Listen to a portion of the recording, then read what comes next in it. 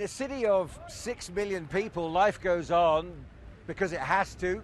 But don't underestimate the pressure that these people are under, particularly in the south of the city and the east where we are now, where we're closest to the rebel front lines. They're only about half a mile to a mile away from us here, and that means the occasional rocket comes over and lands. There's little pockets of damage that we can see. That's a pressure on the people here as well. And bear in mind that what they've heard from the international media is that the American plan is to facilitate the advance of this rebel army, perhaps even give it access into Damascus.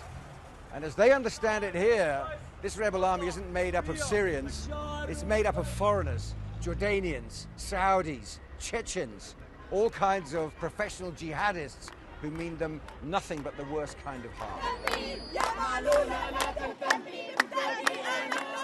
We are not leaving our country for the terrorists, for the Al-Qaeda, who's Obama helping them. Stop killing Syrian people!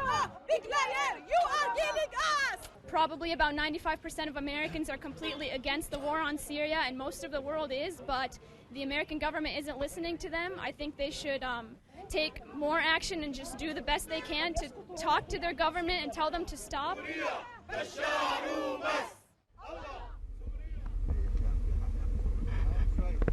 We thought you were filming, stop it. No, looking at him. I'm filming him. Small, spontaneous demonstrations like that spring up on the streets are pretty commonplace now. Just one example of the kind of pressure that people in this city are starting to feel now.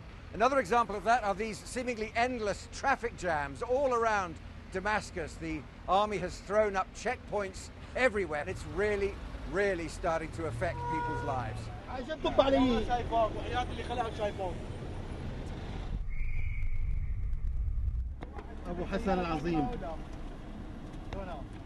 Another example of a city that's changing.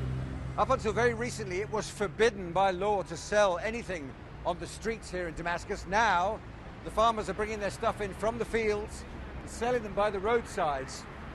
They're making more money that way, and it's an example of how the government is making life a little easier for those that are being hurt by the crisis, and also it's a sign that the government has more serious things to worry about.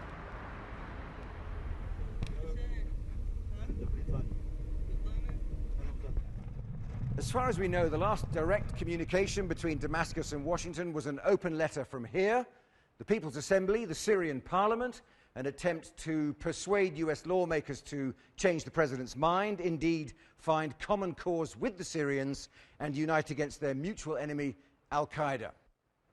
The way things are going, of all the possible outcomes from this ugly situation, that is the least likely of all.